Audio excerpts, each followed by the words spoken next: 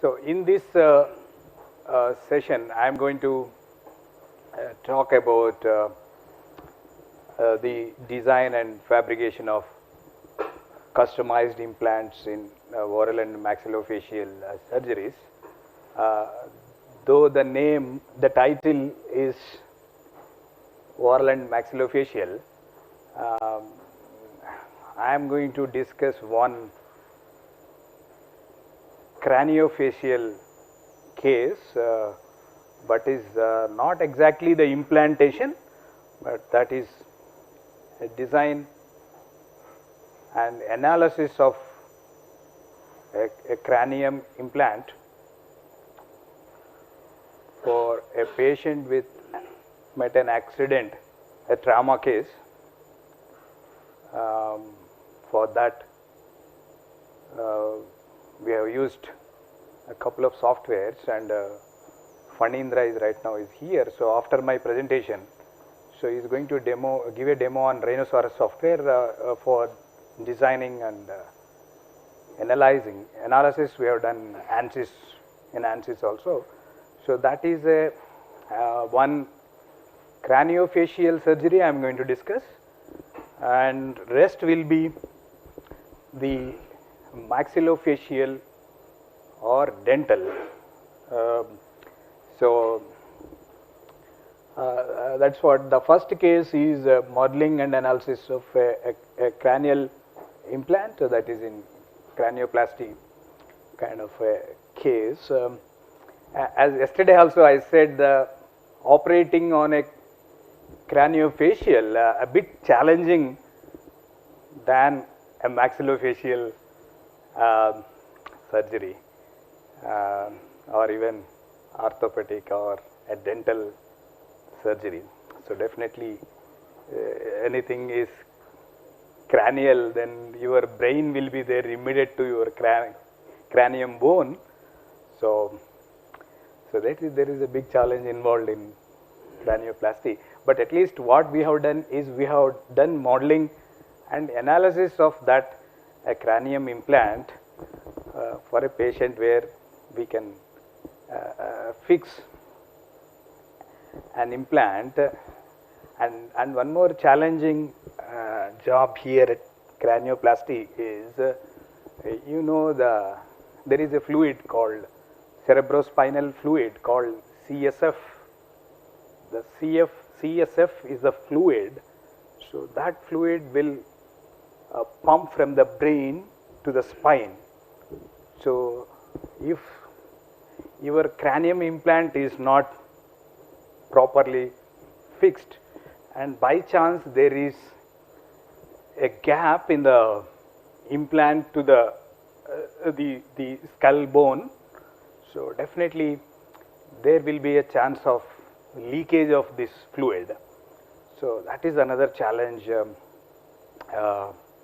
and anything your brain and crucial organ you are talking about. So the first case I am going to talk about the modeling and analysis of a cranial implant, and second case actually this was my first case with Narayana Dental College. So that is way back 11 years back, 11 or even more than that, 12 years ago. That was the first attempt. So I was having a fast track project, that is a young scientist from DST. Then we took some cases from the Narayana Dental College, and then we have used this for planning the surgery, but nothing is done with the implantation. But basically they will be having a standard implants for the dental. There are some companies which they will sell a standard implant sizes. So at least what we have done for the dental case is, so just using these the 3D printed models for planning and rehearsal surgery. Basically, as you know that there will be a nerve which is passing from this condyle portion, and then it will come like this, and from this again mental foramen it will come like this, and again it will go from the other side of the condyle of the lower jaw called mandible. So the problem here is why 3D printing is needed for a dentist, or especially for an implantologist, so which is going to use fix an implant or fix and screw, and then on top of it you have an abutment and the ceramic or the artificial tooth, they are going to fix it. So the basic problem here is how to get that nerve information. Nerve will be the inside the jaw, but it is not outside the jaw. If it is outside means, normally what they do, you know, probably somebody might have experienced, they will take the impression from your mouth, right? So they will take impression, they will use the impression technique to get the jaw surface. But the challenge here is the nerve is inside the bone, but if you take impression, you will get only the outer surface of the bone, but nerve is inside. So there is no chance at all if a dentist is gone for a conventional impression technique. Absolutely, it is ruled out. Then why this nerve is so important? So definitely, so if he over drills, and there will be a chance of cutting that nerve, right? And then say these models will help him. So what will be the depth of the drill, and what will be the size of the diameter of the drill, and what will be the orientation, right? So you have a different teeth, you have a molar teeth, wisdom teeth, and you have other teeth, right? So what will be the orientation that he has to make a hole and placing a implant a screw and then fixing the teeth. So definitely none other than this technology will give us such a kind of solution. So where, and some of the 3D printers can print in transparent, more transparent materials, like say you have a VAT photopolymerization system or a material jetting system. So where we can have a resin which is more transparent in nature, so we can see what is inside and what is outside, it's more transparent. So then a surgeon definitely he can very much see where is that nerve on the bone, so then he can rehearsal the surgery and he can come out with this is what the implant size, the length, diameter, orientation, so on and so forth. So otherwise he has to compromise with some standard size implant, but you have a chance, you have, normally they use a titanium as a implant screw. So then the 3D printers can print a titanium material, Ti64, of course it's FDA approved for implantation. So then directly, so you can fabricate by using a metal 3D printer, and then that is exact fitment to the patient. Otherwise he has to compromise with the standard sizes available. So you are giving a customized solution. So that was the first experience with a dental surgeon. That is basically a planning and coming out with the conclusion what will be the size of the implant. So not a conventional standard sizes are not taken here. It's so that is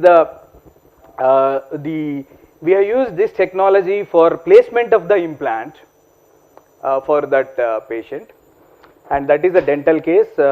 Just it's a planning the surgery. Basically, it is a diagnostic model plus planning the surgery and rehearsal the surgery on the patient specific mandible. So there are he requires two molar teeth, means he lost the 2 molar teeth, and then we need to implant them.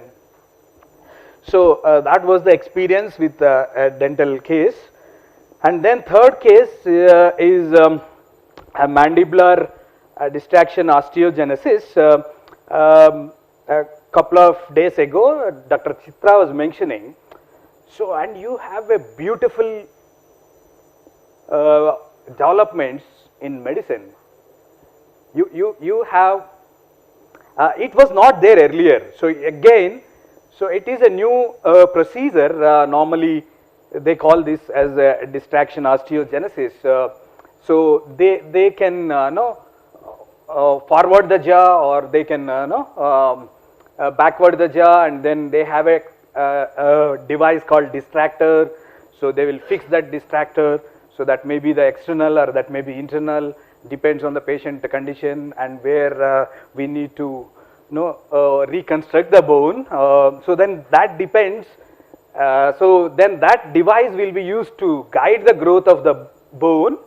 So in this case, this is the case, a 8-year or a 9-year-old girl.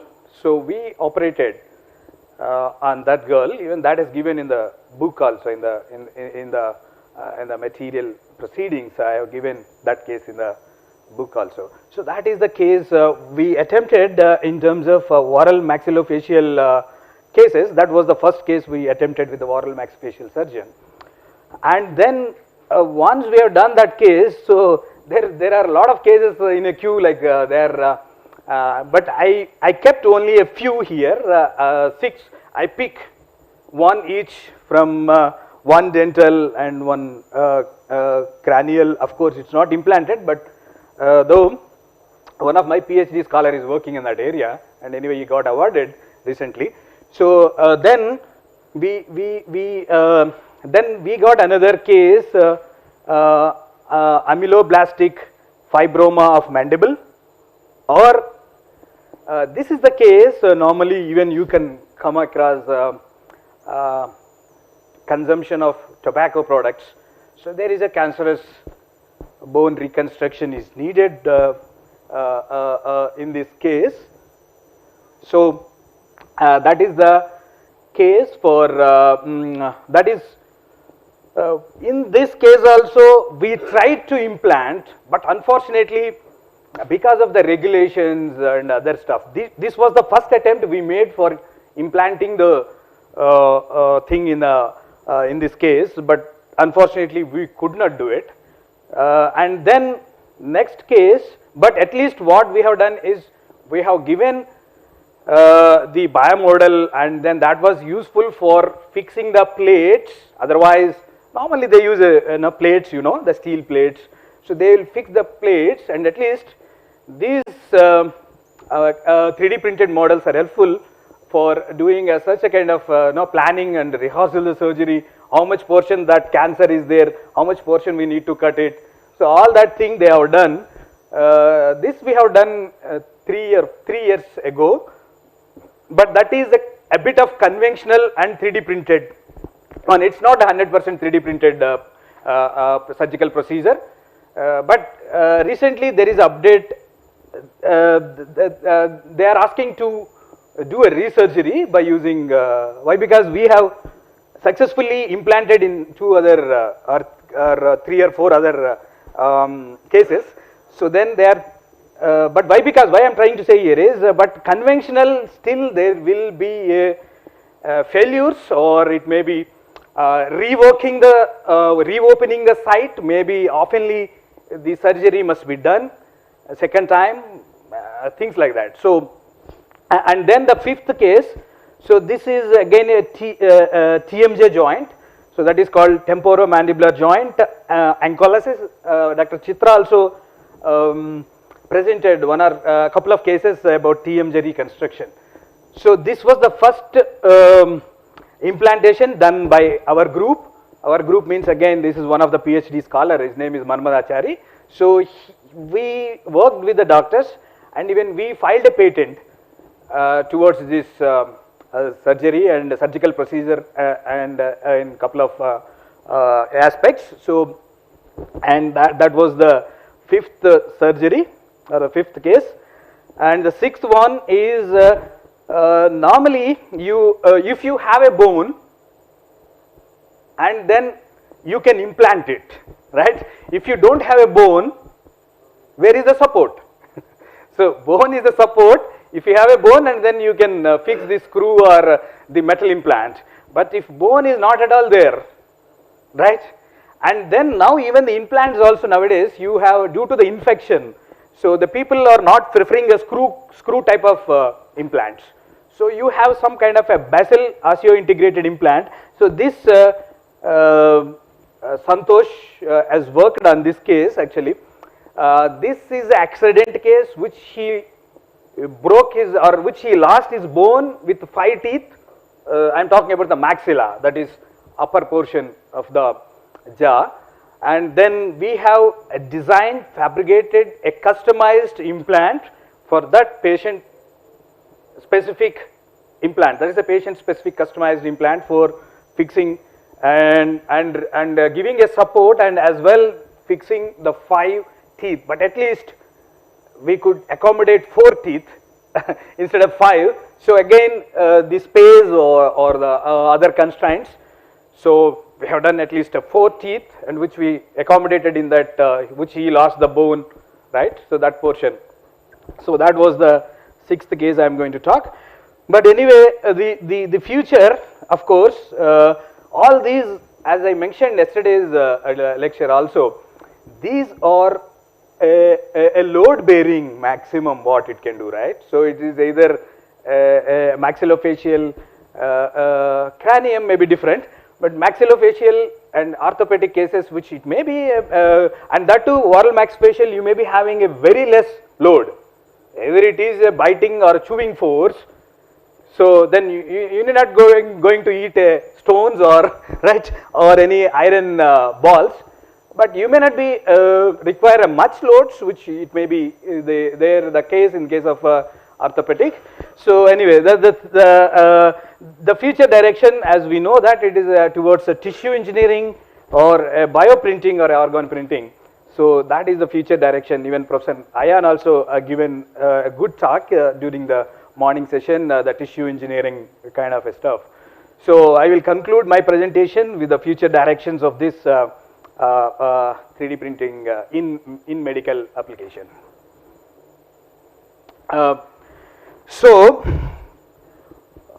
With actually this is the first case which we were trying to model and analyze the as we see that there is a patient, a 16-year-old patient, a male patient, which met with an accident or a trauma case this is, and where we can see if this deformity or whatever you call, or trauma or disease or whatever it is, so if that is symmetric, so if it is a symmetric, means which we can easily mirror it, and then which you have a softwares which we can easily do that. But if you see this is not a symmetric, which you have this deformity which is away from the midline, So of course, which we need to do a bit of so other stuff also here. Why? Because you have a gap here, and we need to do some kind of a surface or curve fitting kind of a stuff. That we have done it. We have done it partially in a rhinoceros, and even we developed a couple of algorithms to have a different approaches. So doing that modeling and analysis part. So in this case, or in this particular paper which we published, so this is basically a modeling part and fabricating a custom fit implant for this portion which he got broken. So this is basically a mimics a screen, which basically you have a 3 planes, and yesterday Manmadachari was also giving a demo on this 3D slicer. So basically you have a 3 planes, right? So either it is an axial plane or a sagittal plane or a coronal plane.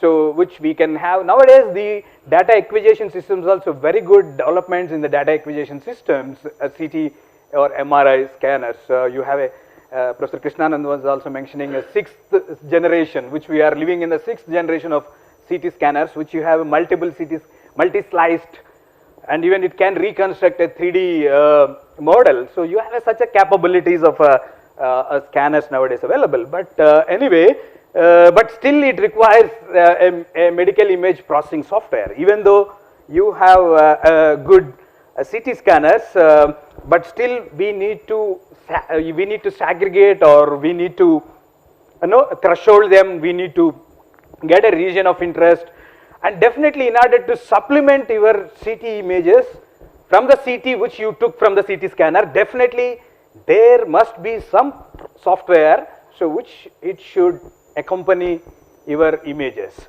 So in this case we have used a mimic software, and basically this is a skull portion. Of course you know the Huntsfield values, that is the bone you have. And one more thing here, the bone, if you see this bone, so this bone looks like a solid bone, right? Is it a solid bone? No, definitely. So it's not a solid bone. So if you see at the outer thing, you have a quartile kind of a bone, right, which is harder on either side. Like you have one which is adjacent to your brain, and you have outer thing. And again, the thickness of the inner one and the thickness of the outer one is not same.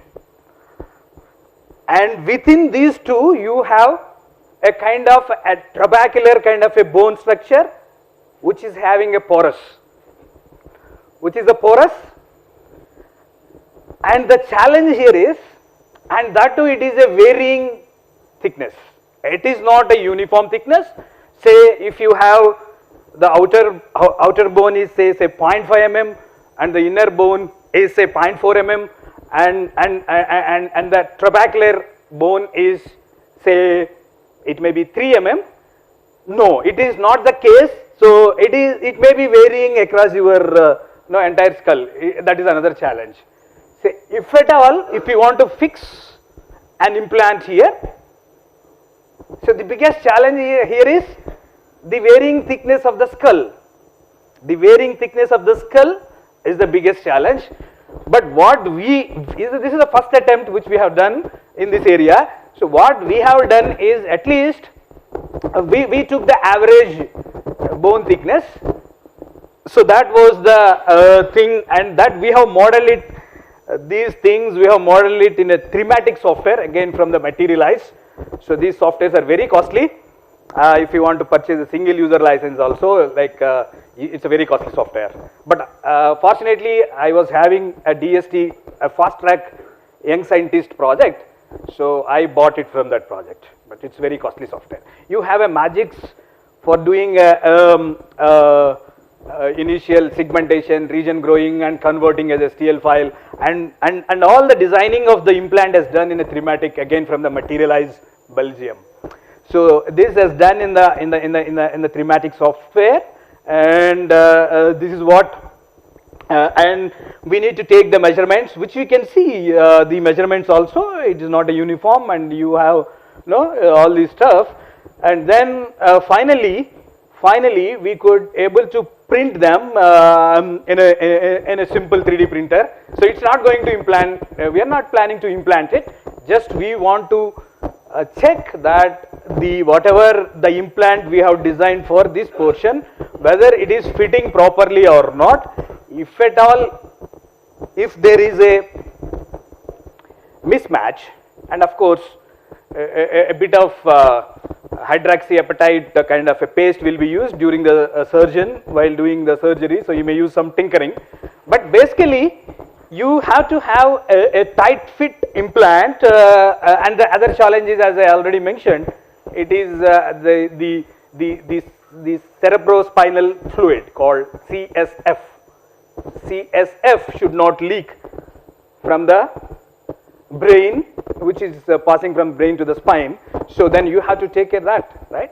So anyway, so then we have done a trial and error, or of course we have tried the different thing with taking some average value of the thickness, and then we have printed and we have published. This just is not implanted, just is for the modeling and the analysis part of it. So and then we checked for the fitment of the implant. So then we gained some confidence saying that okay, then let us see for the next case. And then in continuation with that, so even we have developed a kind of you see, which we can see again the same case, it is a asymmetric defect.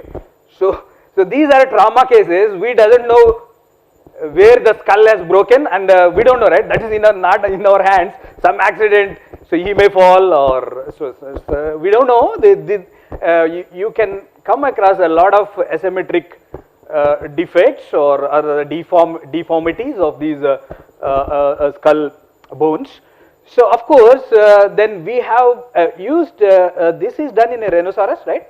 Yeah, he is going to give a demo on this how to model kind of a stuff, and we have developed a couple of algorithms even to get get it filled by this guy here. So you don't have a bone here, right? So anyway, you have a very good CAD modeling techniques. You have a nerves based curve fitting, so which we have used a nerves based curve fitting to get this.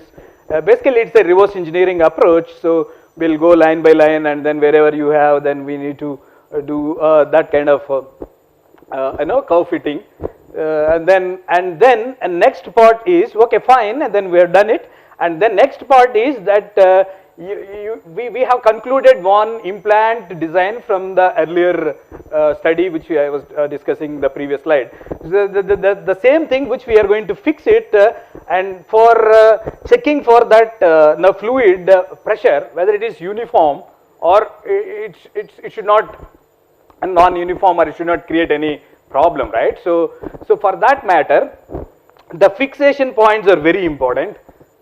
And then you have some thumb rules, or you have some regulations also. If you ask the craniofacial surgeon, so earlier may be different, but now you have a minimum number of fixation points are needed. So then we first simulated, and we have done the analysis again in the ANSI software. Yeah, we have done it in ANSI software for fixation of these. First we tried with 8 points, but it is not at the uniform. And then we tried with 10, so like that. So we have analyzed the fixing these fixation points at the optimum locations and the optimum number. So that is what we have done. And then if at all if you want to go with the implant, then what will be the best material? And of course you have FDA approved materials, like you have a titanium and you have a PMMA. It's a polymer, and of course you have a PEEK. But I got a doubt whether the PEEK is 100% it got FDA approved, but people are implanting. But I got a doubt. But anyway, so you may be having a 3 options, but it looks some funny. How do you compare with the metal with the polymer? Yes, you are correct. But the thing is, and again, metal may be heavy, and if at all if you make a lattice structure or a kind of a gyroid structure, but still it is a heavy, of course, being a metal, and even polymer may be the better choice as far as the deformation and the equivalent stress is concerned. And then we realized that maybe if at all if you want to go with the implantation, so it may be the PEEK may be the best solution, we thought. And we have published in this in some other journals, and then we have even come out with a meshless approach. For even we tried this meshless approach for the asymmetric as well as the symmetric kind of a deformities. So we checked our algorithm with the with one symmetric and one asymmetric kind of deformities. And as I already mentioned, say you have the outer bone, you have there's a cottail bone on the either side, and you have a spongy bone or a trabecular bone inside, right? So none other than 3D printing will allow you to print in a single go, right? You have a solid, or again it is not a solid exactly, right? So it will allow you to print some portion may be a bit of solid and some portion may be porous, and again the porosity may be varying again. So as you know that it may be due to sex and age and other stuff. So maybe and 3D printing is only the solution to print this kind of a thing in a single go, in a single attempt, not in intermediate I am talking about, in a single attempt. So then we have done these modeling analysis of these implants, and then we have tried with different lattice structures. Somebody is asking. So then we didn't try as a gyroid, right? So we tried with some unit cell approach. We have used a unit cell approach. So yeah, so unit cell approach we have tried. Yeah, so then we have done this analysis, modeling analysis, and now you can see how this, you know, the CSF distribution, now it is at the center. So then we concluded that, so this may be the best kind of a thing, and we published in the bottom journal. So this is the experience with the, anyway the funny is here. So if you need further discussions, you can talk with the funny. I think I got earlier some questions from asking you about this, and then you can interact with him, and anyway he is going to give a demo on the rhinoceros which we have done, and if possible answers if time permits. So yeah, this is the thing we have done in the area of craniofacial area, and then I will move on to the dental application or a dental implantation. So as I mentioned, this was the first case almost 11, 12 years ago when I joined here during that time, 2006-07. Yeah.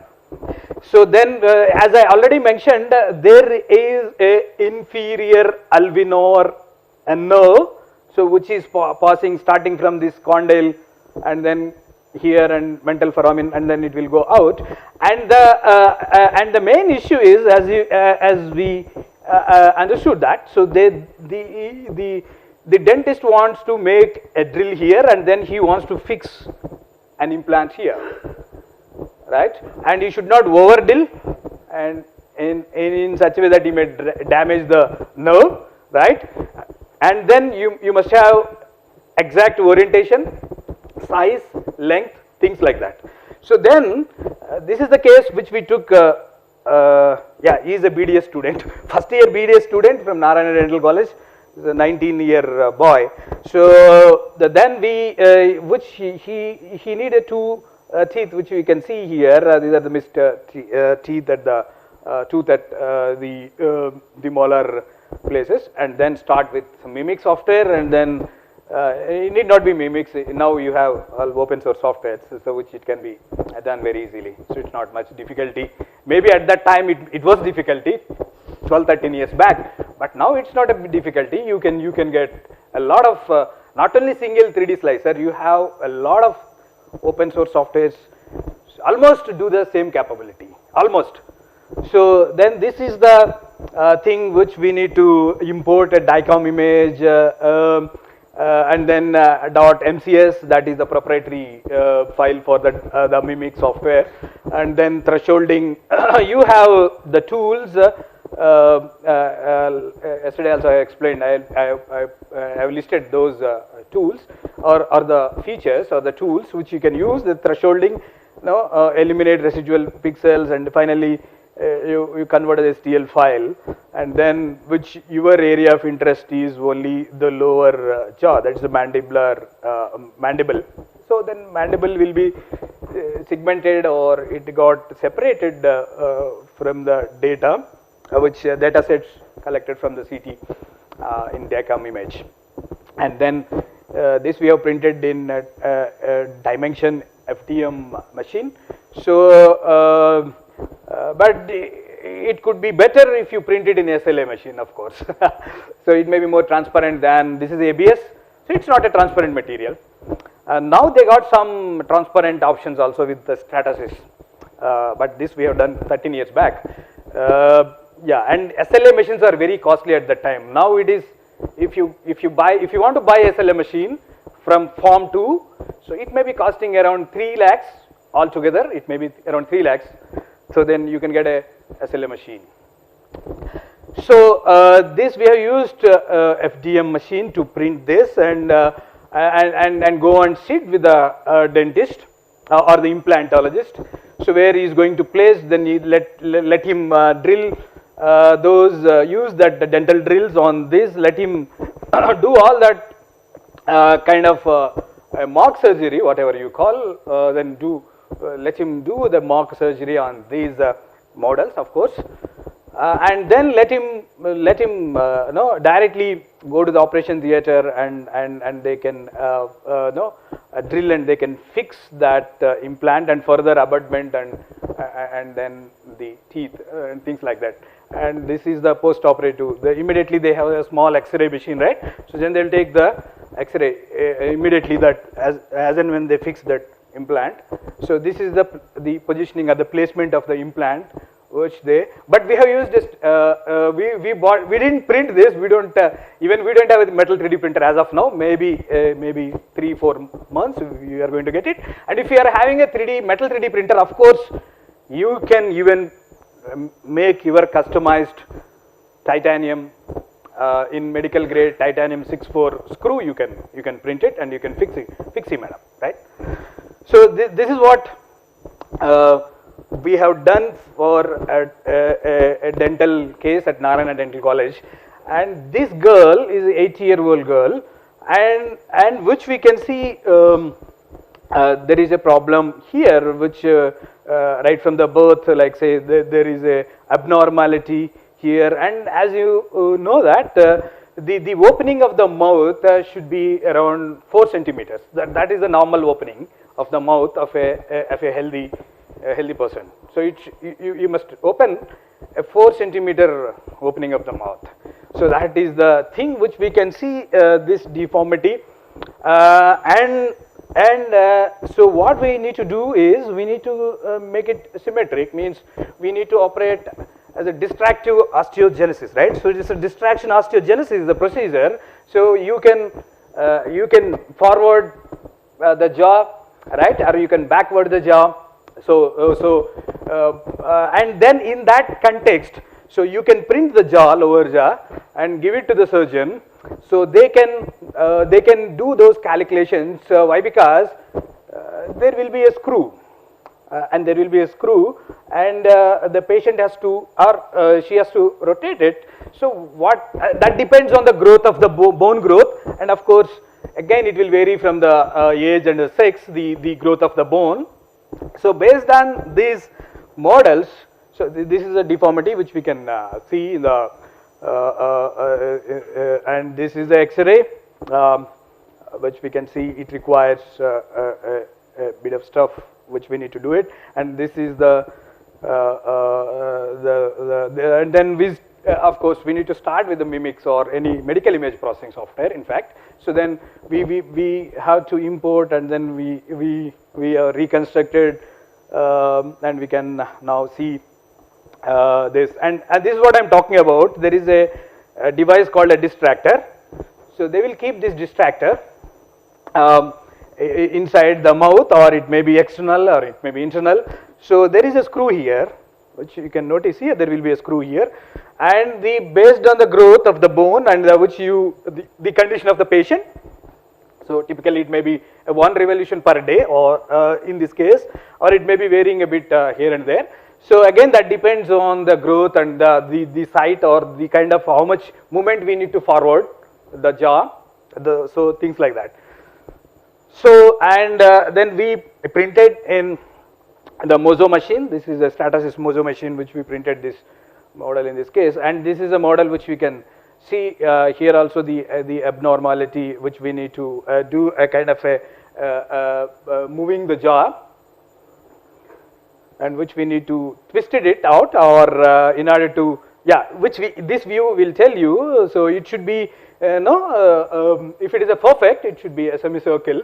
So then which we can see, which we need to do a reconstruction, or rather than which we need to make it a symmetric one, and which we can see here also. This is the ramus height on one side, and which we can see this is the ramus, a shorter ramus height, right? So which we need to strengthen it this in such a way that so we can get a symmetric, we can attain a near symmetric,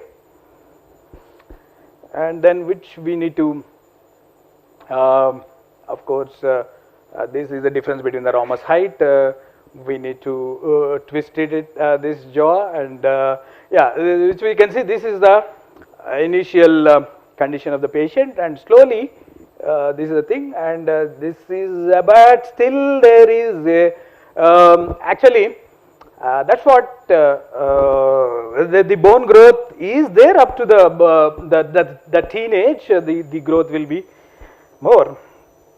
So then, so it should be done as some kind of further correction or some kind of tinkering or whatever you call at the once she turns into no, so 19 or 20 years old. Now she is this is 2 or 2.5 years back or 3 years ago which we operated, and exactly now this is a condition, okay, a bit a reasonable deformation or the transformation from the initial to the final. So this is what we have done. And the third case, as I mentioned, so this case is which there is a kind of you know which we can see there is because of consuming the tobacco products, and which there is some kind of a cancerous bone kind of thing here, which it's going, sorry, this portion which we can see probably he may be keeping that tobacco thing kind of a stuff here. So then of course the 3D printing, so just you can print it, right, and then you can sit with a surgeon and how much portion we need to cut it. So anyway it's a cancerous bone which we need to cut it, so how much portion we need to cut it. So then exactly those kind of a stuff which you can do it on this, at least you can do a kind of cutting business on this model. So and then if you cut it, and in order to maintain the symmetricity, right, so then you have, luckily it is a symmetric deformity or a defect, so you can use you know, mirroring technique, and then in order to attain your geometry, shape and dimensions, things like that. So you can mirror it, right, from taking other stuff, and then which we need to implant. So this implant, anyway you are removing that portion, so we need to fix an implant, right. So for fixing an implant, so actually we tried different designs, but it need not be the optimum design which we have designed, but at least the idea here is, okay, of course the idea will be it should be a minimum weight, right, it should not be again which we need to work on that stuff. So we have designed a couple of designs or 3 designs. So and we printed, so this we need to acknowledge here Ian Gibson, we have printed at Deakin University. These we send this designs to Gibson, and he printed at Deakin University, and then we worked out, and at the end of the day, so we came to know that it should not directly implanted. So there will be a lot of regulations, of course.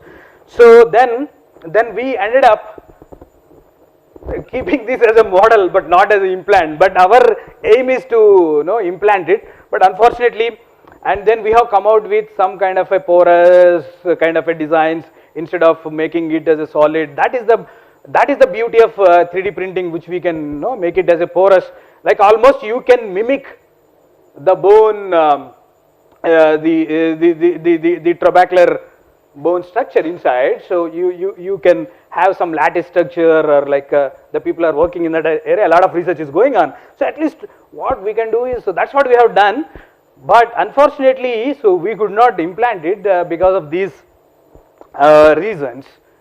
So but at least what it has helped them is to used as a model for fixing the plates, on these models, and at least it's a bit of planning, but it's not implantation. We were failed rather than so to implant in this case, and at least to some extent it got helpful for using that as for planning the surgery or the rehearsal the surgery on those mock surgeries. So then this is the disserted stuff from the lower jaw with the teeth, and these are the plates. They will bend it, and normally even for this they may take a bone, right? So God has given one spare bone for us. So normally you have this knee joint to the ankle joint. So there will be a two bones. Can you name those bones? Yeah. Tibia. One is the tibia. That is the one where the load bearing bone, which it will take all the load. And there is one more spare God has given for us. That is, what is that? Biomedical students? Fibula. Okay. So wonderful. So fibula is the one which you have a spare. So normally they may use that bone for grafting, bone grafting kind of say. So people may say that they have taken a thigh bone, right? So it is exactly so where we can use this a bone for such a kind of situations where we need to have some kind of replacement. Probably they have used that, but the thing here is sorry, and the thing here is recently we have they have approached to is there any possibility of fixing the implant? Why? Because it may have some complications after the surgery they performed, and for the betterment, if there is a chance of using the implant, that is the requirement they got from them. So, and then this is the next case. This we take it as very challenging case. Why? Because she is 20-year old. Yeah, and then problem here is which we can notice her. There will be two problems here. Her TMJ, so that is temporomandibular joint here, which it will join your the maxilla and the mandible, right? So the skull bone and your mandible. So there is a TMJ joint, right? It got fused. So that is another issue, and then of course we need to correct. We need to forward this lower jaw, of course, and then so she got one side fusing, right? Chari, it's one side. It got fused. It's not both sides, but at least some extent. So it got one side fused. So then, what we need to do is we need to release that fusing of that TMJ joint, and then anyway we are going to cut that portion. So then freshly we need to design and fabricate that joint. So then luckily she had the other part of it. So then we could able to mirror the same way. We could take the dimensions and the form and the geometry from the other side of the TMJ, and we could we have done that actually. So which we can see there is a fusion of this bone here. So that is a problem. Otherwise it should be free. So if you see, those will be detachable. It's not like this. So it should, then only you can have this kind of a movement, or the opening of the mouth. So will be done. Our normal opening is a 4 centimeter, right? So once your joint is perfect, so then you could able to articulate, or you could able to open the 4 centimeter opening of the mouth. But anyway, here, so she got a one side problem, that is a TMJ got fused. So then we need to yeah, so that is the image, and this is the 3D printed model, which you can very much educate or communicate. See, it got fused, but it should not be like this, right? So you have that condyle, and that condyle will be just touch and go, or even It's separate. It's not a single part like this, right? So this is the problem. And one more thing which we can notice here also, this should be forwarded. Yes or no? This should be forwarded. It should not keep as it is. So means she requires 2 surgeries. So which we cannot do, like say two surgeries which we cannot do in a single time. So there will be a chance of no. So anyway, so what they have done first is they have done the forwarding of this mandible jaw. So which we can know have first as some kind of a forward movement, and then yeah. So that's what they have done. So and this is the one where I am talking about. Say, so they will cut the bone and they will leave. And the bone will start growing again, depends on the age, sex and other stuff, and then this is what it's going to be, exactly. So which they can very much plan on this, what could be the stretching or the forward or the backward movement of the jaw. So this is what they can do, all that stuff here, right? So then in such a way that now you can see. So this is the previous, this is the before the surgery, where we can see it should require forward movement, right? So how much it should forward? This much forward. How it should be done? With a distractor, right? So fine. And then, so this is not 21 mm? Okay. So it is 21 mm, but we should not bluff the people.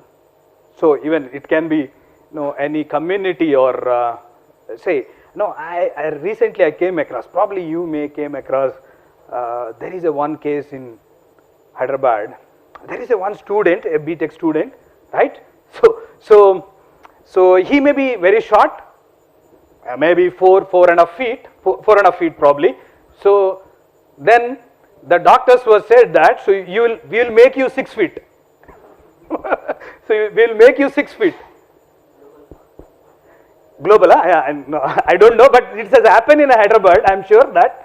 So then it should not get, so at least, so okay, bone, okay, in this case it may be 21, or it may be, say it is 1 inch, or it may be 2 inch, or it may be 3 inch, but it's not 2 feet or 3 feet, right? So how it's possible? Say it's not possible. But no, I don't want to criticize anybody. They say here, yeah. Is it? Maybe that depends. That is a femur. It may be possible. Okay. Okay. Okay. So it's possible to grow 2 feet or 3 feet. That is femur or any bone. Okay. Correct. Okay. That was failed.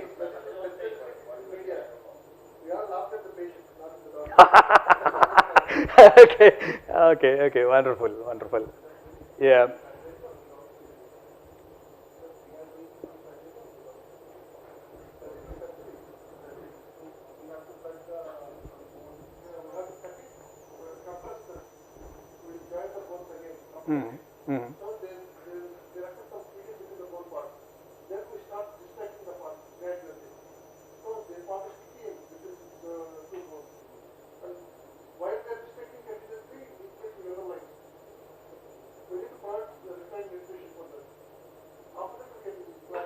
Okay.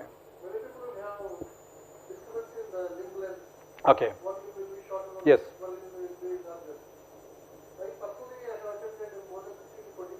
Okay.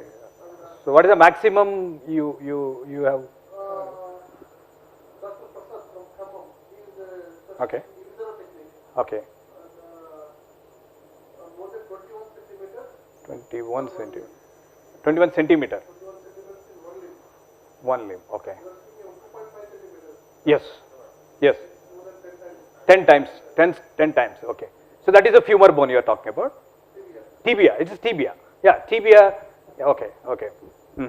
So you want to make it the same size of the other one. That's yeah. Relatively, it will be equal. Yeah. Walk. You will walk. Living. Yeah, that can be.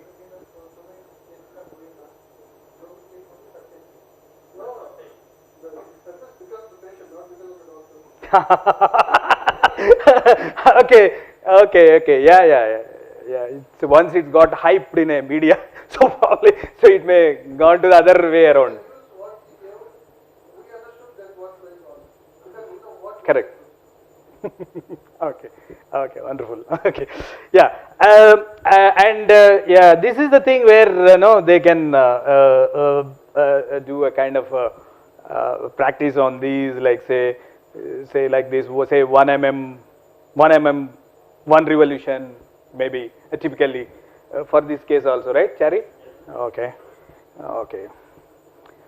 So, and this is the during the surgery where you can see, so they have cut opened, and then this is the distractor. They kept it here, which we can see. This is the distractor, and this is a bone, and this is the thing which it should be, right. So this is this is the so we have done these. We have started with all these stages, what are the errors and how to minimize those errors, means in such a way that we can improve the accuracy, or even at least which we thought that, but anyway it need not have, need not require, we realized afterwards that it did not require much accuracy or tolerance which we are looking at in a manufacturing area, right. So of course the surgeons may not be looking for a micron level accuracies, right. So anyway, so this is the one. Yeah, this is the before the surgery and after the surgery. Once this has forwarded, and now which we can see, this is the thing. And next thing is which we need to do. This is the TMJ where we need to it got fused. We need to release that fusing of that joint, and then we need to design the same. So you have a mirroring technique. Fortunately, she got only one side fusion, right?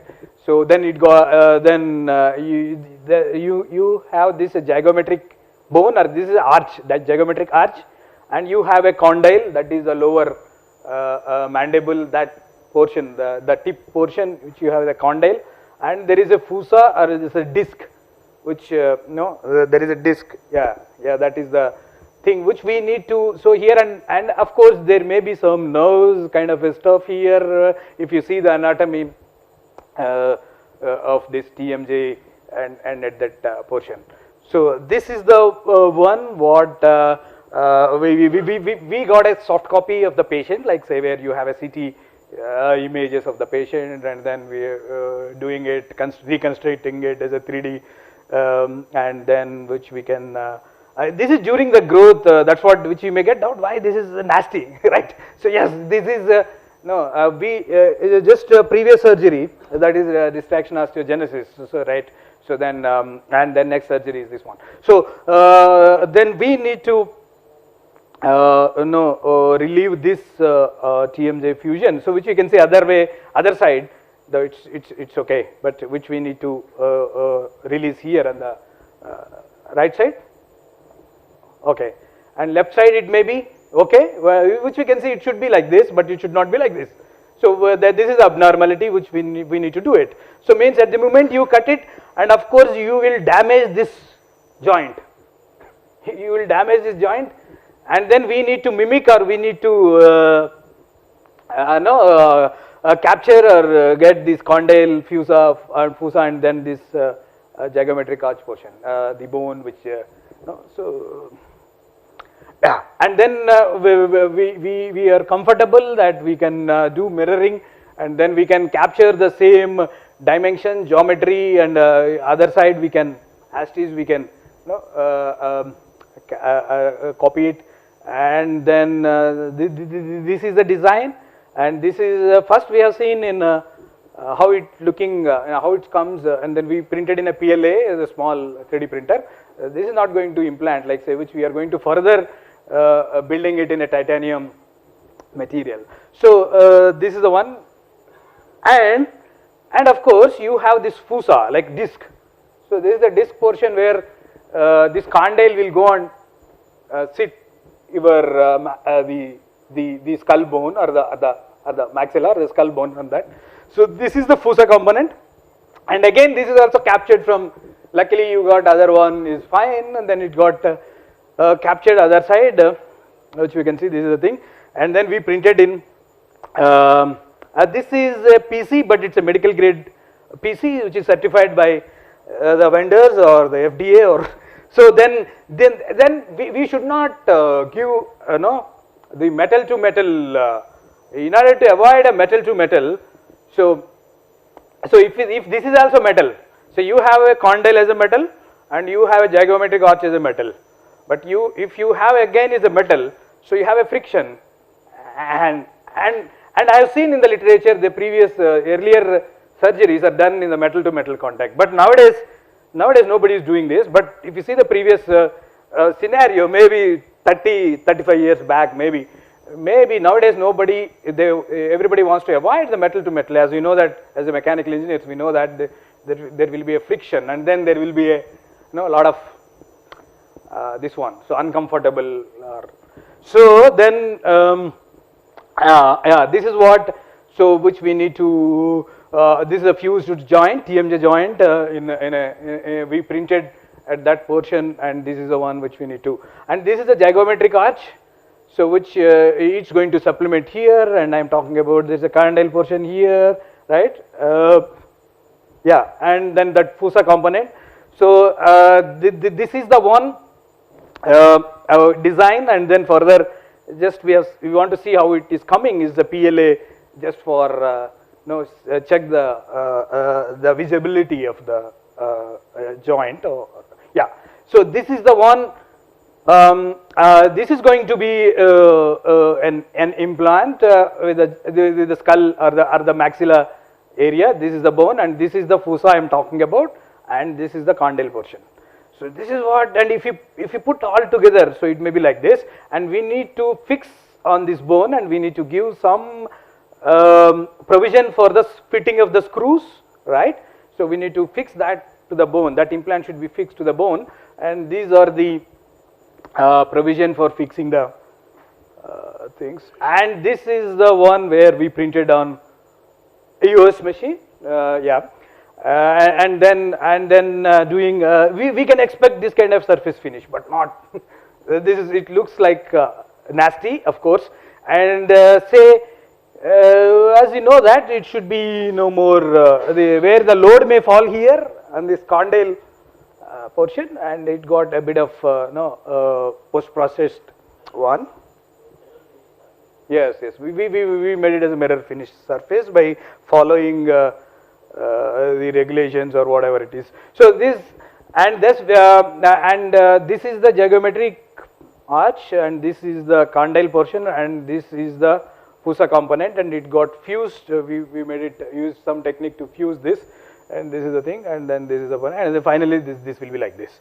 So then it will be, yeah, it should be then we printed after that, cutting the thing, and then this is an FDM machine, we make this, and this is a EOS machine, titanium, and this is a PC, again it's a status machine, some medical grade PC. So so this is the assembly it's going to be, and yes, and then of course we need to have some guide to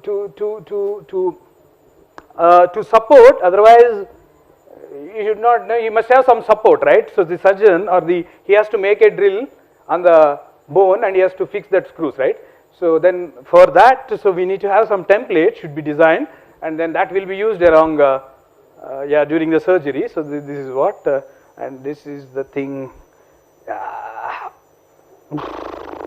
Yeah, okay, so this is the one where we can see, and anyway the Gibson also showed the other image, but anyway, so this is the one where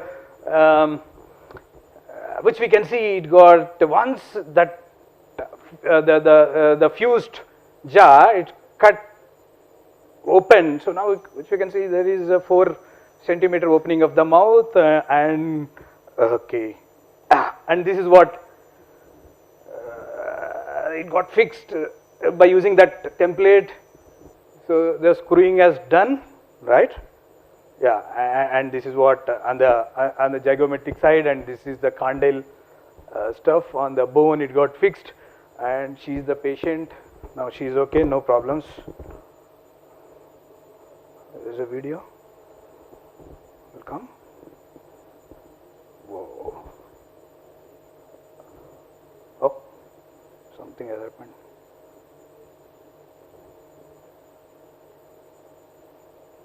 So now she could able to open the mouth, normal opening, normal chewing, normal biting. Yeah. So she could she could able to do so the she could able to do the rotation kind of stuff. So now she is fine, absolutely no issue, no problems at all. So the Manmadachari is here, like huh? Without pain. Yes, of course.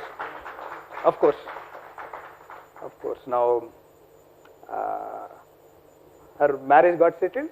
Yeah, so now at least what we took a kind of challenge. Why? Because definitely if surgery fails, but okay, fails means already she has been like that for the 20 years. So at least if we'll make an attempt, if it clicks, okay, it's a new life for her. The societal life has improved, right? So at least that attempt made us to make success, and we are say, yeah, I think we have succeeded. Okay, now no complications. Yes. Yeah, probably. Yeah, the titanium parts are costly. How much it costs, Jari? 35,000. Yeah. So it is totally, but maybe some project we could able to manage. But the thing is, still the titanium is the culprit. So actually, the problem here is that is the exploitation of these guys. Nothing else. Say, you have a titanium. What is the cost of a titanium? But of course, if you compare the stainless steel and titanium, it may be around 4 to 5 times costlier in a raw form. But how it will become? Say, maybe 40 times or 50 times if you make it as a powder. I don't know. Because it's okay, but you have atomizers. So why they want to exploit? So you have atomizer technology. So it should not cost that much heavily, right? It will cost. How? But not that much. Yes. It will cost double, 3-4 times the better one. Right. Because of the process. Okay. Industrial process which we use. It's okay. The molecular level process, we have to maintain the several room temperatures and all. Right. In order to lose that property, that right. Property. Right. Mm-hmm. Yeah. But it is not that much. That's why we are video researchers. Okay, you are correct. So yeah, but maybe that is the another why, because I have been using this technology, 3D printing technology. Maybe I may be the person almost like 2001, 2002. Onwards, I have been using this technology, but the most pathetic thing is cost of a consumable, cost of the consumable.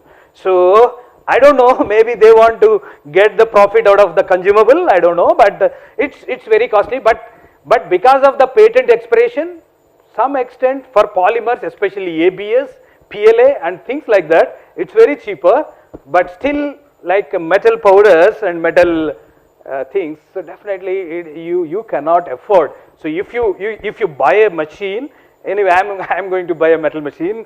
So let me see like what is my experience with the metal machine. But of course, the same experience which we have a polymer status machines long back, which we have been using it. But right now you have a rep kind of revolution, then patent expiration.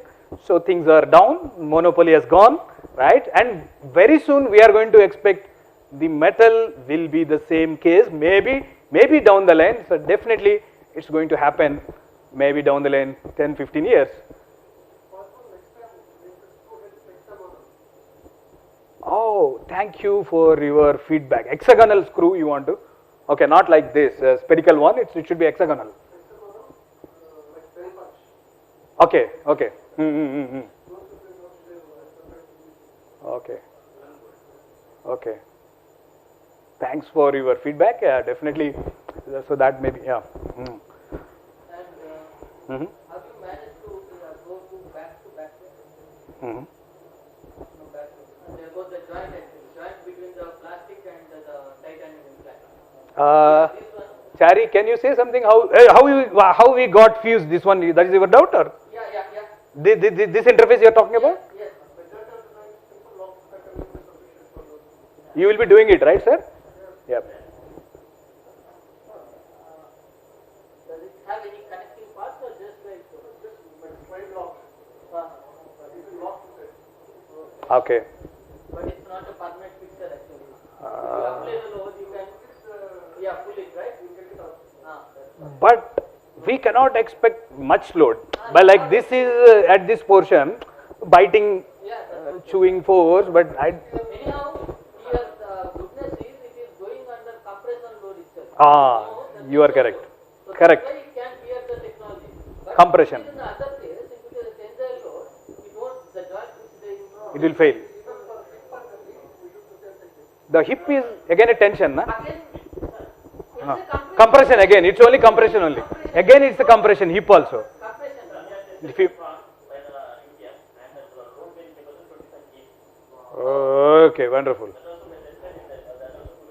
Load, tension or compression? Compression load or tension? Both will not be there. UTM. But tension need not. Why you are not going to get any tension, na? Compression. Compression is a major. It's a compression. Opening, while opening it may be. Yeah, while opening, definitely it may be. Yeah. But major bite will be with the. Compression. Compression load. Yeah.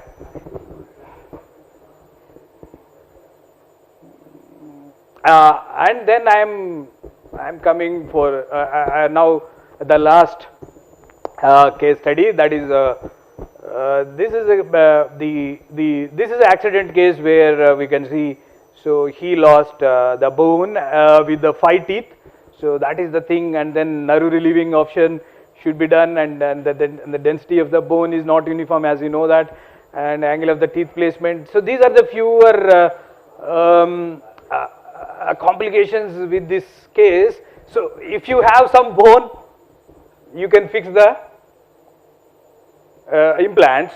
So so yeah, no bone. So then definitely it requires some kind of a customized implant should be designed, and it should be fixed. On top of it, it should be fixed the teeth. So then we come out, and then this is not again asymmetric. Why? Because the in such a way that he met an accident, so that that fracture is not a symmetric fracture. So which even we can notice the length of this abutment and other abutment, it's not same. A slight difference is there. It's not the same. So and then we tested it for FEM, like say whether it will withstand maybe the chewing force, biting force, and whatever maybe the forces that he is going to take. So then we have done some kind of Van Mises analysis, stress analysis, and this is what it's going to be. We have that the CT data of a patient, and then this is a designed implant, and then we check for the placement and the things like that, which you can see it's not symmetric, which we can even see. So it's accident. We don't know how we can expect it's a symmetric accident, symmetric fracture.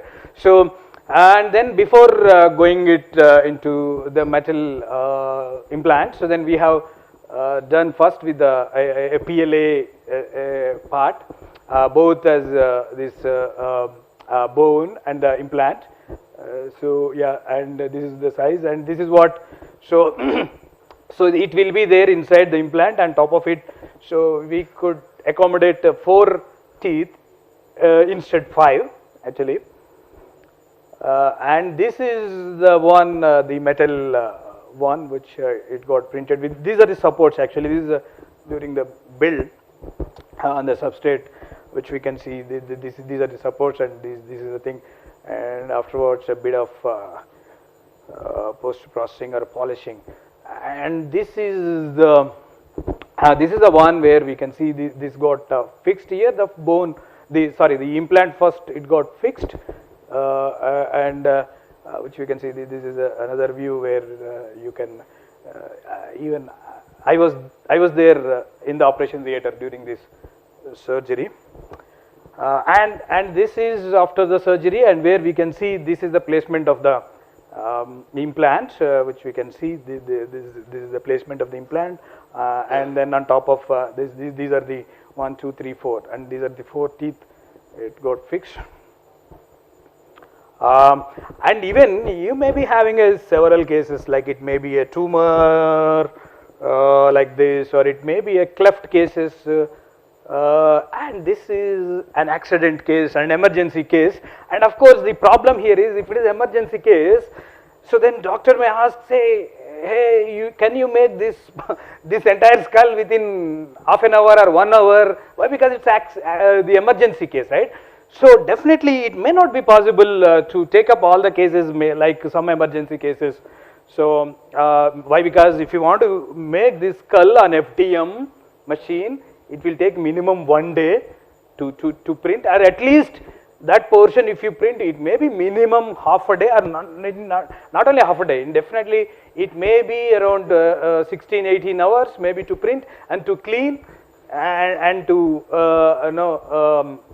give it to the surgeons. Definitely 1.5 day minimum it requires.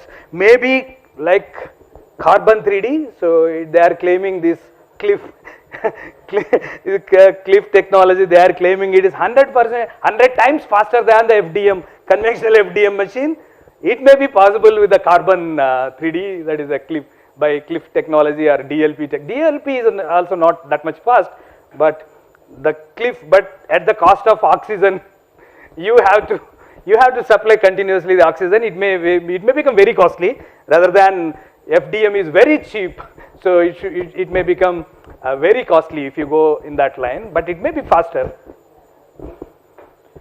And then finally, I am coming, of course, Ian already mentioned that, so there are some blodders got printed. Yes, this is a blodder, and this is a blodder which they have taken a piece of blodder from the patient, and then they have cultivated, or they put it in an incubator and adding the nutritions and things like that, and then they have put back, or they have implanted this blodder, or still some of the organs. So what I am trying to say here is, what do you mean by an organ printing or a bioprinting? So what they will do is, they will extract a cell from your own body. There won't be any chance of rejection, right? So that is your own cell, or that is your own tissue, or whatever it is that has taken from you, the living cell.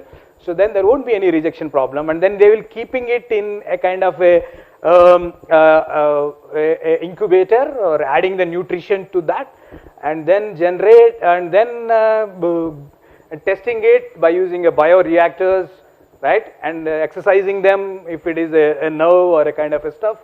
So and then finally they may implant or they may do repair of your organs. So that is what the organ printing or a bioprinting is all about. So maybe I will play a video if it works.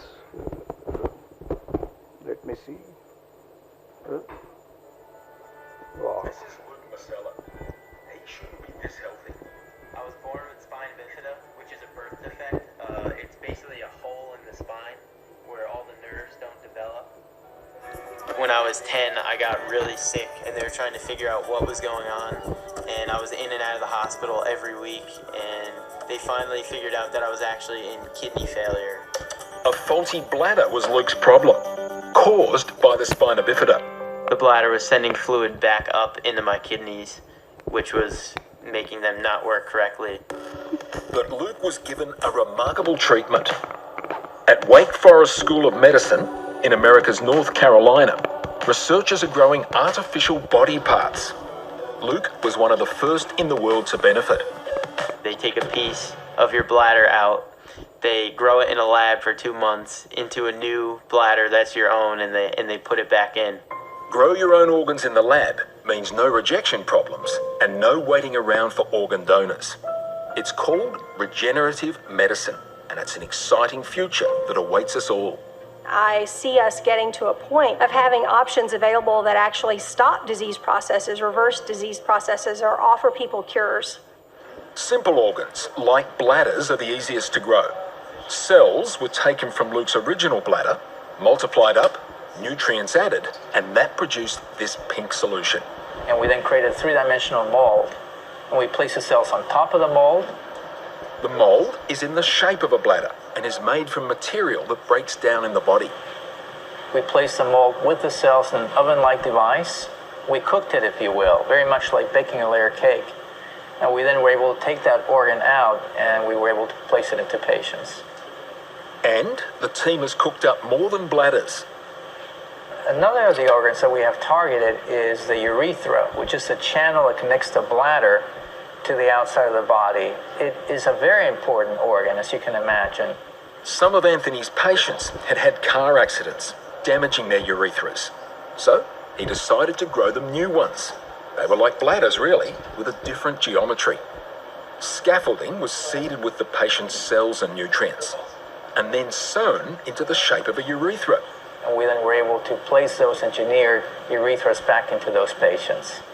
To automate organ making, the researchers came up with an incredible method. Print them. They even started out with modified computer printers. But instead of using ink, we use cells, and we print the cells with a gel-like material, one layer at a time, and we then allow the gel to get harder over time. Nowadays, these bioprinters are purpose-built and much more sophisticated. Indeed, on the other side of the country, in San Diego, we visited startup company Organovo. They're planning to take bioprinting to market. Very impressive looking labs, brand new. Brand new, been here for about 3 weeks. This is where the action happens. These are our tissue culture hoods. It keeps everything sterile. And we take the cells and build the 3D tissues within this space. So it's kind of an organ growing lab in a way. It is, absolutely. This sophisticated robot is the bioprinter. It squeezes out 0.5 millimetre wide cylinders of bio-ink. The ink's just clusters of human cells, remarkably holding themselves together in the correct shape, just with natural adhesion. 6 cylinders of cells are laid on each other to make a tubular blood vessel. In this cross-sectional diagram, the red circles represent the walls of the vessel. This is the fully human blood vessel that we've created with the bioprinter here on the plate. And so you can see its three-dimensionality just as you turn the plate at a slight angle. Again, the cells have assumed their correct positions in the vessel by themselves. There's no scaffolding holding this together. So how do the cells know where to go? They're smarter than we are in a lot of ways. It's their inherent properties. I think it's it's leveraging the qualities that cells naturally have, which is to stick to each other. We are able to control the shape in which they do that, and then the printer builds the ultimate structure. The next step is to give the cells nutrients and then put them in the incubator overnight. There, they'll continue to self-arrange and form a vessel. After a night in the incubator and with a bit of cleaning, this is what you get. A replacement blood vessel made out of your cells. This blood vessel is the width of a few human hairs. Back in North Carolina, they're developing another application for bioprinting, for wounds.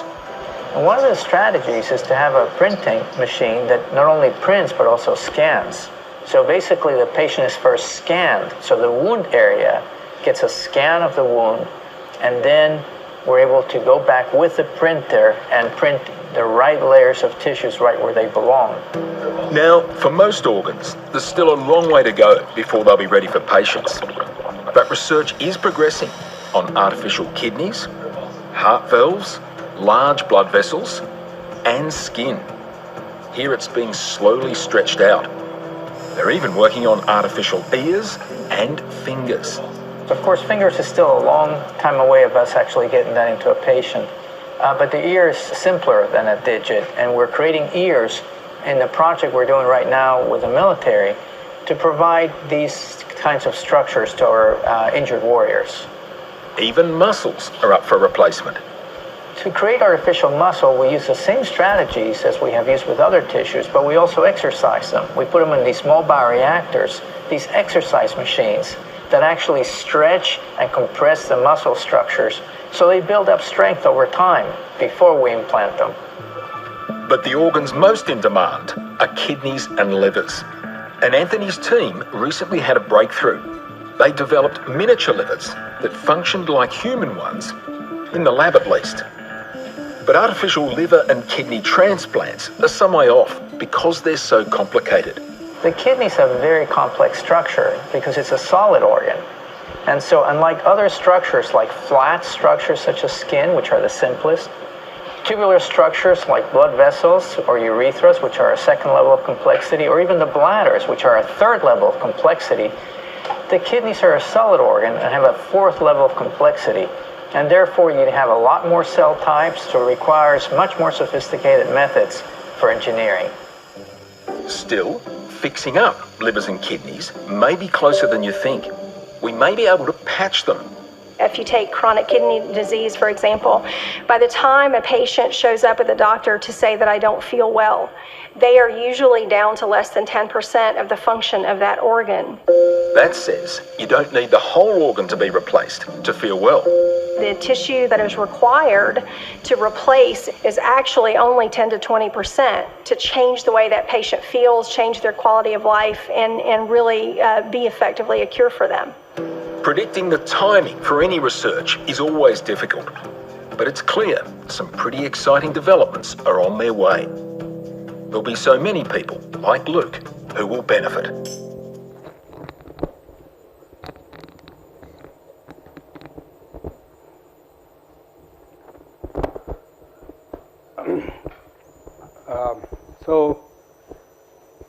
That is the status of the organ printing or the bioprinting, where people are able to print simple organs, right? So then there's a long way to go to print a critical organs like heart, liver,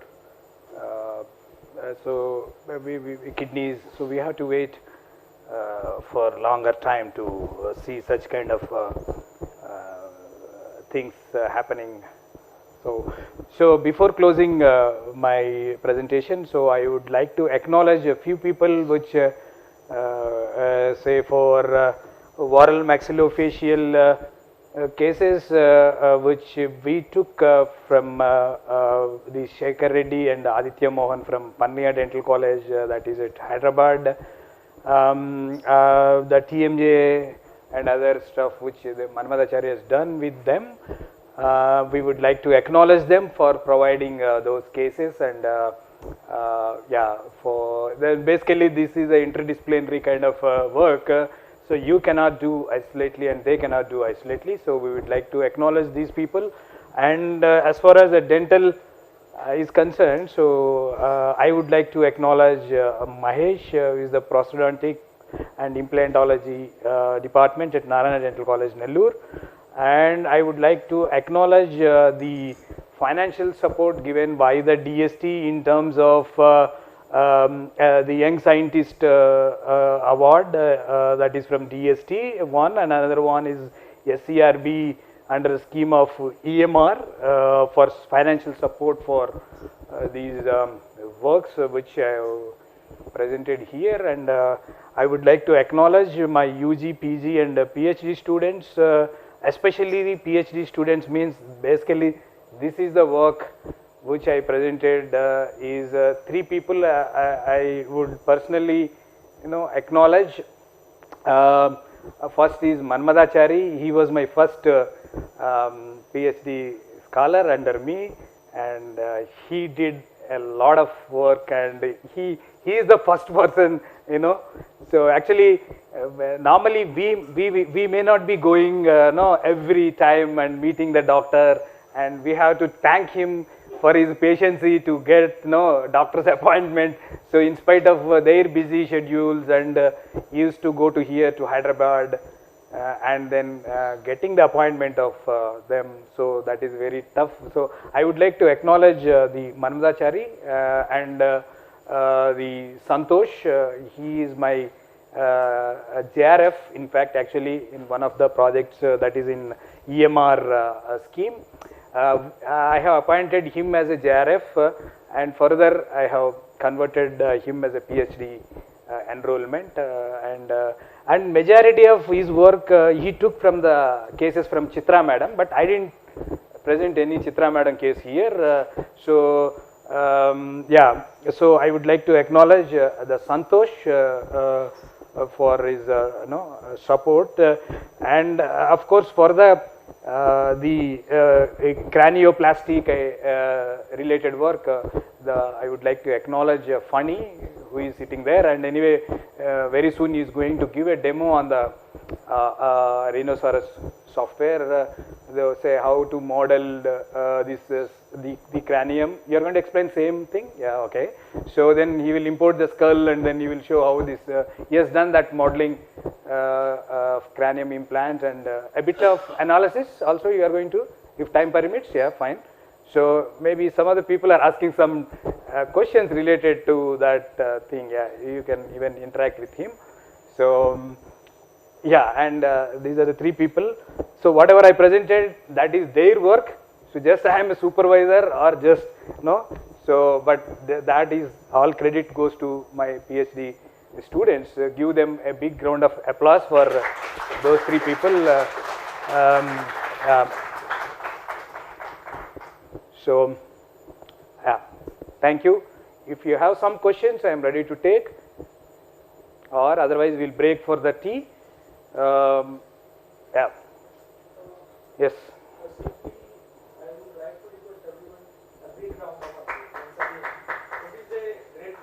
Thank you. Thank you. Thank you. So then we'll break for the tea now. Yeah. Yes, there is the option. We do 20 hydrogens. Yes.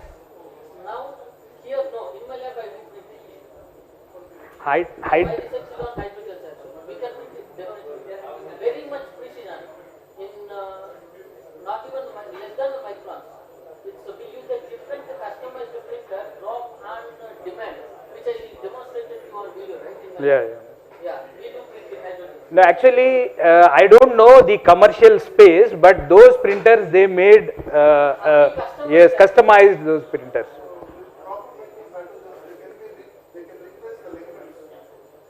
Ligaments?